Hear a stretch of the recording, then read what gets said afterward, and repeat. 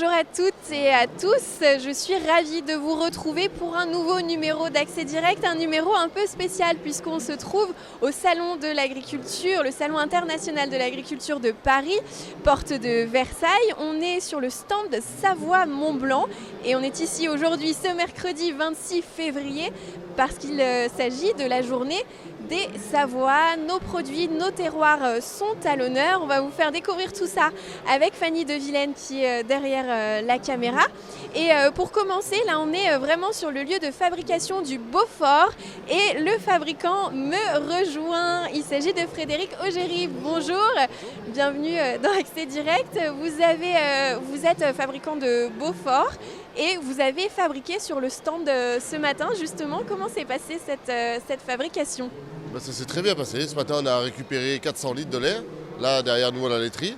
Et ensuite, on a fait derrière vous, là sur le chaudron, on a fait un fromage, donc un Beaufort. Donc on a expliqué la méthode traditionnelle pour faire un fromage. Après, bien sûr, celui-là, on ne pourra pas l'appeler Beaufort parce qu'on n'est pas du tout dans la zone. Mais au moins ça, on a expliqué aux gens comment ça marche et comment on arrive à transformer du lait en fromage. Comment réagit le public ? Est-ce que les personnes connaissent le fromage ou est-ce que c'est des gens qui découvrent totalement ? À mon avis, la majorité des gens, ils connaissent quand même pas mal le fromage Beaufort parce que ça fait déjà assez longtemps maintenant que c'est une AOP, avant une AOC, maintenant une AOP. Donc il y a pas mal de monde le connaît. Après, c'est vrai que les enfants, tout ça, ils ont peut-être du mal des fois à faire la différence. Donc là, au moins, ils voient en même temps la fabrication, ils peuvent déguster et donc ils peuvent vraiment voir ce que c'est. D'où vous venez exactement ? Est-ce que vous pouvez nous présenter un petit peu votre exploitation à vous ? Ouais, donc moi je viens au niveau d'Arèche, Arèche-Beaufort. Donc on est au-dessus, ça s'appelle au-dessus du barrage de Saint-Guérin. Le lieu-dit s'appelle la Grange au Fée. Donc c'est là-haut qu'on fabrique du fromage, du Beaufort chalet d'alpage. Donc c'est un peu une typicité un peu encore différente. C'est donc un seul troupeau, pas de mélange de lait et une méthode traditionnelle. Et on est toujours au-dessus de 1500 mètres d'altitude avec les vaches ou la fabrication.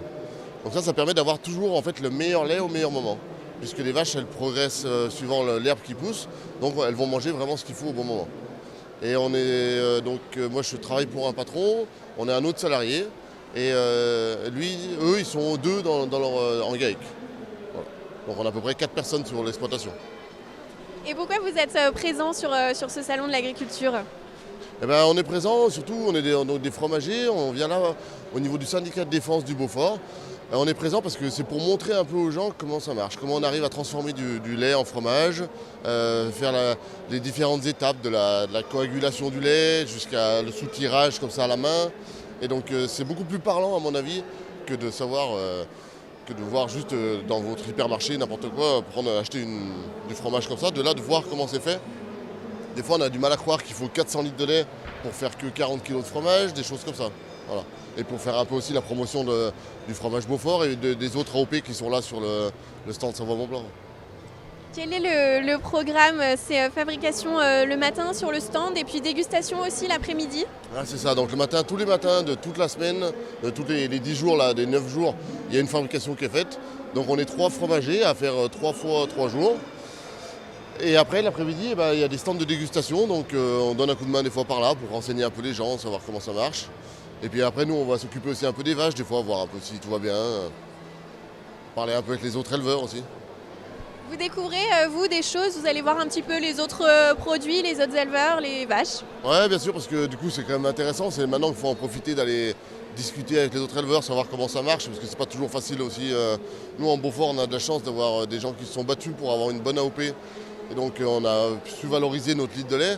Après, c'est pas partout pareil dans toutes les régions de France. Donc, il faut aller en discuter un peu, savoir comment eux, ils perçoivent la chose. Puis après aussi, rencontrer d'autres personnes. Puis après, voir d'autres races, par exemple, d'autres fromages, un peu de tout, quoi. Est-ce que c'est votre première participation au salon ? Non, c'est déjà la 3e fois que je viens. Je suis venu il y a 2-3 années de ça. Puis bon voilà. Donc comme on est une association de fromagers, on demande à ceux qui veulent y aller sur le thème du bénévolat. Et après, cette année, il y avait, comme on est 3 différents, cette année, moi j'ai dit que je pouvais y aller. Donc voilà, j'ai pu prendre quelques congés et voilà.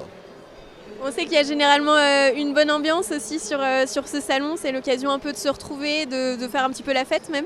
Ouais, c'est ça. Après, c'est surtout que il y a pas mal d'éleveurs en fait que vous voyez pas forcément le reste du temps puisque le métier d'agriculteur c'est assez prenant. Donc ces gens-là, des fois, ou même de la Haute-Savoie, n'importe où, vous ne les voyez pas le reste de l'année. Donc là, ça fait l'occasion de les voir peut-être pendant 5-6 jours, et bien sûr, boire une petite bière, et puis voilà, juste discuter, et puis prendre du bon temps. C'est un peu les vacances des agriculteurs quand ils viennent là. Voilà. Après, il faut qu'ils aient bien sûr du monde pour s'occuper du reste des vaches à la maison, puisque là, une seule vache, et mettons tous les éleveurs qui amènent qu'une seule vache, les 50 autres, par exemple, elles sont à la maison, il faut quand même continuer de faire son travail, quoi. Donc il faut arriver à s'arranger de partout. Voilà. Est-ce que vous allez revenir, vous, sur les prochaines éditions de ce salon? Ah bah s'il y a l'occasion de revenir, je reviendrai, ouais, pour justement retourner faire du fromage et expliquer un peu aux gens comment ça marche. Voilà. Bon, bah, merci beaucoup Frédéric Augéry de nous avoir présenté un petit peu votre exploitation et votre fromage. Merci et bon salon à vous. Merci, au revoir. On va continuer notre découverte du salon avec Fanny de Vilaine. On va aller à la rencontre d'un éleveur qui a présenté sa vache de la race Abondance au concours ce matin sur le Grand Ring. On y va.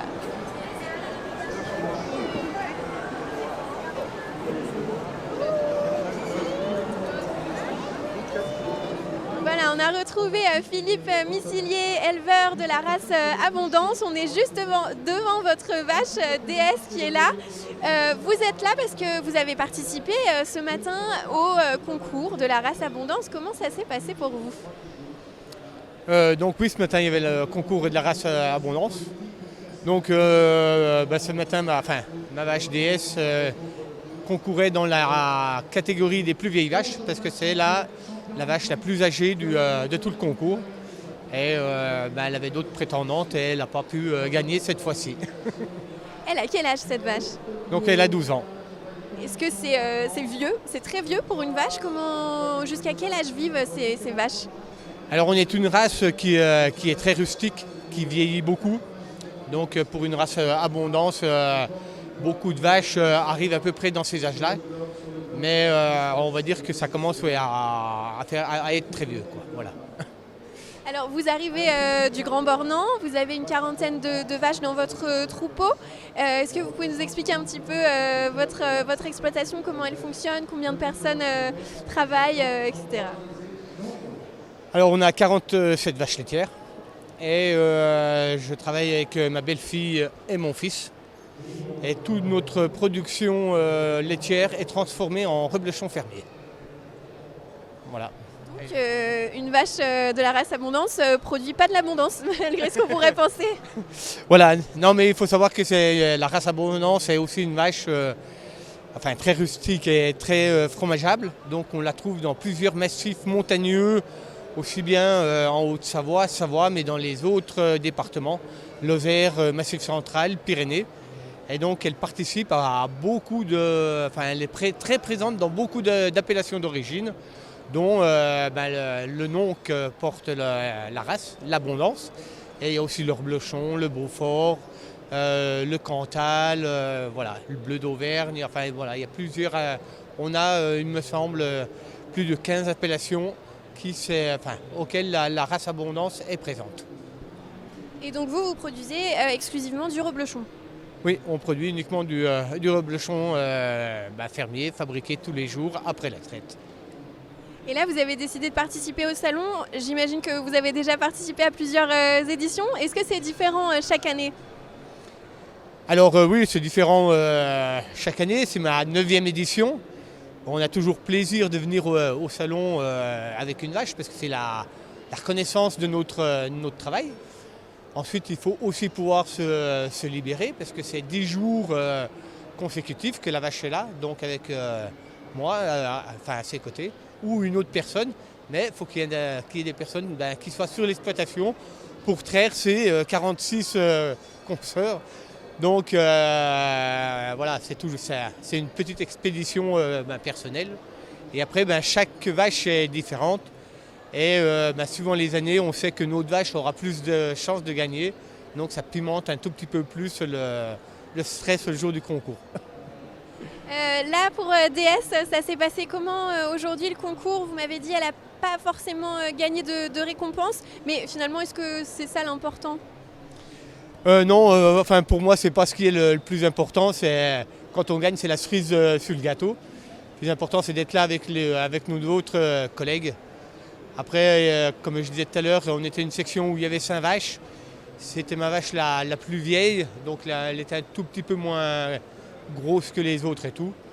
Donc le jury a préféré les autres, qui a été un très bon choix, parce que j'aurais peut-être fait de même si ce n'était pas moi qui était là avec une vache. Donc je ne suis pas du tout mécontent de mon résultat, sachant qu'elle avait déjà, il y a 2 ans en arrière, elle avait fait un premier prix, et elle avait eu aussi le prix de la meilleure laitière de la race. Donc c'est une vache qui a déjà fait ses preuves. Comment ça se passe pour vous en tant que producteur de reblochon Quelle est la situation en ce moment? Est-ce qu'on mange toujours autant de reblochon? Alors on va dire qu'on a vraiment de la chance au niveau des fromages au Savoyard, parce que les fromages au Savoyard ont vraiment, à cette époque-là, le vent en poupe. Parce qu'on va dire qu'on a des cahiers des charges très très stricts pour respecter l'environnement. On n'est pas là, enfin c'est des exploitations familiales à faible effectif. On entretient l'environnement parce que l'hiver, après, bien souvent, dans nos alpages, c'est des pistes de ski l'hiver. Donc c'est uniquement aussi à base d'herbe. Et voilà pourquoi aussi nos fromages ont je pense, le vent en poupe. Et on a toujours voulu faire des fromages sous signe de qualité. On a privilégié la qualité à la quantité. Et je pense qu'aujourd'hui, ça paye. Et puis ce salon, c'est aussi justement l'occasion de faire découvrir ce produit. Alors c'est sûr, c'est toujours très intéressant d'être là avec des vaches, et on est là aussi avec les produits. Parce qu'on vient vraiment, c'est un noyau, c'est vraiment un produit, une race et un territoire. Donc on fait connaître l'ensemble des 3. Et c'est ça qui est le plus important pour bien voir qu'on est tous soudés. Et je pense que c'est ça le plus important. Avoir vraiment une entité très forte de la montagne. Quelle est la suite du programme là, ces prochains jours sur le salon qui se referme dimanche, le 1er mars? Alors là, maintenant que le concours est fini, ce sera un tout petit peu plus relax. Donc on continuera toujours à soigner à la traire, comme on a fait tous ces jours. Après, on prendra certainement un peu plus de temps pour aller visiter, voir les autres races, discuter avec d'autres collègues, parce qu'on a toujours à apprendre des autres secteurs et même aux autres races, quoi. Voilà. Eh ben, merci beaucoup Philippe, bonne suite sur ce salon, merci ADS aussi et bonne continuation à vous. Merci beaucoup. Merci beaucoup. Et nous, on va aller à la rencontre d'un dernier acteur important du monde de l'agriculture en Savoie-Mont-Blanc. Il s'agit du président de la Chambre d'agriculture Savoie-Mont-Blanc. On y va tout de suite. On est donc de retour devant le stand Savoie-Mont-Blanc du pavillon 1, puisqu'il y a aussi un autre stand dans le pavillon 3, un espace Savoie-Mont-Blanc sur le stand de la région Auvergne-Rhône-Alpes. Mais tout se passe ici. Cédric Laboret, vous êtes président de la Chambre d'agriculture Savoie-Mont-Blanc. Alors avant de parler du salon, vous avez été élu en mars 2019, donc là vous arrivez sur l'anniversaire de votre première année. Comment ça s'est passé cette année pour vous ? C'est une année aussi déjà de découverte, parce que j'ai pris mes fonctions au mois de mars, donc juste après le salon. Et voilà, il faut aussi que je me fasse aux sollicitations, puis mettre en œuvre le travail. Voilà. C'est un système d'élection, on défend un programme, puis maintenant on est dans la mise en route de ce programme, de mettre en place les choses pour qu'avant la fin du mandat, on ait réussi à réaliser le maximum de choses. Donc c'est une année importante, je pense, la première année. J'ai vu que vous étiez le plus jeune président d'une chambre d'agriculture en France. C'est un atout ou une difficulté ? C'est une difficulté parce que forcément j'ai moins d'expérience que les autres, ça c'est une réalité. Après je pense que pour le département, les départements en général, c'est plutôt quand même un signe de vitalité d'avoir un président qui est plutôt jeune. Voilà, donc je pense qu'on peut le prendre des deux côtés. Après l'important c'est les idées qu'on défend, c'est le fait d'être capable d'emmener une équipe aussi. Donc je pense qu'on a un vrai projet d'avenir en Savoie-Mont-Blanc qui est basé sur nos racines et puis aussi sur l'avenir. Donc qu'on soit jeune ou moins jeune, je pense que ça ne pose pas vraiment de soucis. Quelles sont vos priorités dans ce mandat qui va vous emmener, il me semble, jusqu'en 2026 ? Plusieurs priorités. Déjà, premièrement, de bien réimplanter la Chambre d'agriculture sur son territoire et donc l'agriculture. Nous, sur les Savoies, on est sur un territoire qui accueille énormément de population. On est un seul positif de 20 000 habitants tous les ans. Donc, comment faire en sorte que l'agriculture reste bien au cœur du projet de territoire? Ça, c'est vraiment notre problématique principale. Et puis après, tout ce qui est défense du foncier, parce que pour accueillir la population, souvent on consomme du foncier malheureusement, et sur nos territoires, en plus avec l'altitude et puis avec la pente, on en manque. Donc ça, c'est un autre axe important. Après, il y a le renouvellement des générations. Ça, on a un vrai défi là-dessus. 50% de nos agriculteurs ont plus de 55 ans. Ça veut dire que dans les 10 ans qui arrivent, on va renouveler la moitié de nos agriculteurs. Donc on a un vrai... c'est un peu un plan Marshall de l'installation qu'on doit faire, quoi. On a vraiment notre agriculture à reconstruire et à faire en sorte qu'un maximum de jeunes ils viennent vers nos productions et viennent vers notre agriculture. Après, sous ces produits sous signe de qualité, et puis notamment Savoie-Mont-Blanc aussi, voilà, de créer une vraie synergie entre le territoire, ses produits. Et là, il y a aussi un énorme enjeu de ce côté-là. Là, le territoire s'est déplacé à Paris. Le Salon de l'agriculture, c'est un moment fort, c'est un moyen aussi, une vitrine aussi pour le terroir, les produits de Savoie. C'est un vrai moment pour se faire connaître. Voilà. On a la chance d'être un territoire touristique, alors on peut se dire que les Parisiens viennent aussi chez nous. Et là, voilà, ils le découvrent en direct, mais on a aussi tout le travail qu'on fait là pour faire découvrir notre agriculture, faire découvrir tous nos produits aussi. Parce qu'au Hall 1, là, on est vraiment aux produits liés à la vache. Mais quand on est au Hall 3, c'est l'ensemble des produits de Savoie qu'on fait découvrir, le vin, les fruits, la charcuterie, aussi les petits ruminants. Voilà. Donc c'est vraiment un ensemble de choses qu'on met en avant et pour lesquelles on est là, on communique, on parle de notre territoire et surtout de l'équilibre qu'on doit être capable d'avoir sur ce territoire entre l'agriculture, le tourisme et les autres activités humaines. Aujourd'hui, c'est la journée des Savoies, justement, sur le salon. En quoi consiste cette journée? Quel est un petit peu le programme? Le programme, c'est un peu de faire, on est au milieu du salon, mais de faire un peu l'inauguration de notre salon avec bien tous nos élus puis tous nos partenaires. Parce que ce qu'il faut se dire, c'est qu'aujourd'hui, on voit une vitrine, mais que le travail qu'on fait, notamment avec le Conseil Savoie-Mont-Blanc, notamment avec la région, c'est un travail qui se construit toute l'année. On a des projets avec eux toute l'année, ils nous accompagnent.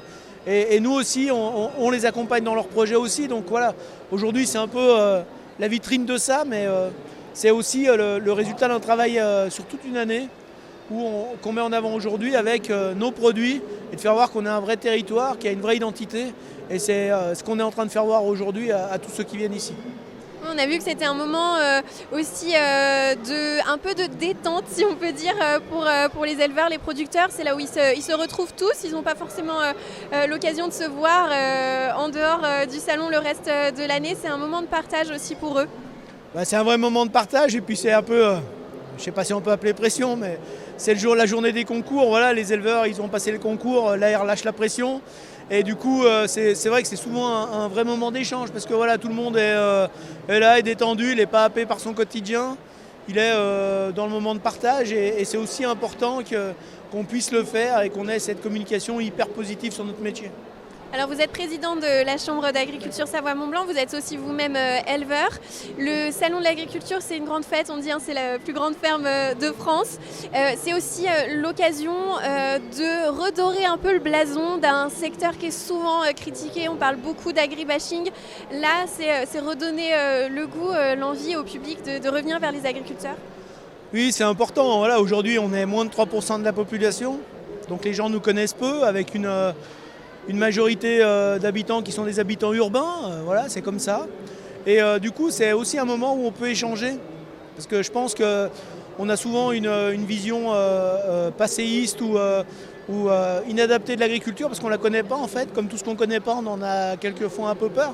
Et aujourd'hui, voilà, c'est le moment de communiquer. Les gens, ils parlent, discuter avec leurs éleveurs, ils leur demandent ce qu'ils font avec leurs vaches.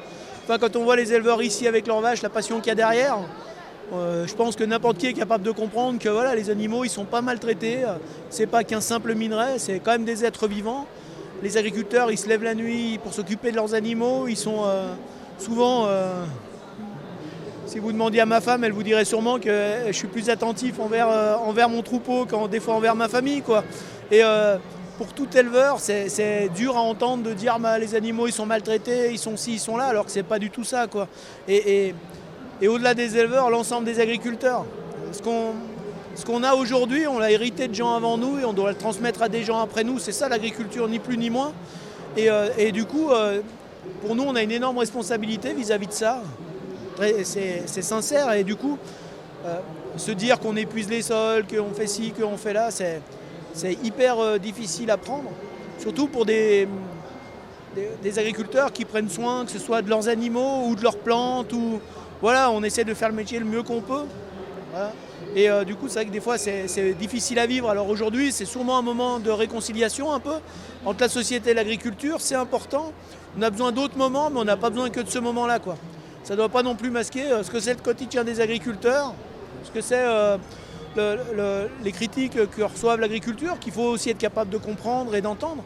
Mais à un moment, tout le monde doit se poser un peu calmement et dire voilà, qu'est-ce que c'est notre agriculture, qu'est-ce qu'on en attend, avec quoi on travaille et qu'est-ce qu'on veut pour notre agriculture demain. Nous, on a une agriculture qui est basée sur les produits sous signe de qualité, il y a déjà 40 ans que c'est comme ça. Et voilà, on est là pour communiquer ça et pour pouvoir échanger de façon simple, apaisée, conviviale et pouvoir discuter avec le plus grand nombre. Bon, bah, on terminera sur ces belles paroles. En tout cas, merci beaucoup Cédric Laboret de nous avoir accueillis sur ce stand Savoie Mont-Blanc. On vous souhaite plein de bonnes choses pour cette nouvelle année. Merci et vous aussi. Bonne journée. Merci beaucoup et merci à vous de nous avoir suivis sur ce salon de l'agriculture de Paris. Je rappelle juste que plus de 600 000 visiteurs sont attendus jusqu'à dimanche le 1er mars. Donc on aura en tout cas essayé de vous faire découvrir, vivre cette ambiance. On se retrouve évidemment demain pour un nouveau numéro d'Accès Direct dans nos studios à Epagny. Merci beaucoup et très bonne soirée à vous.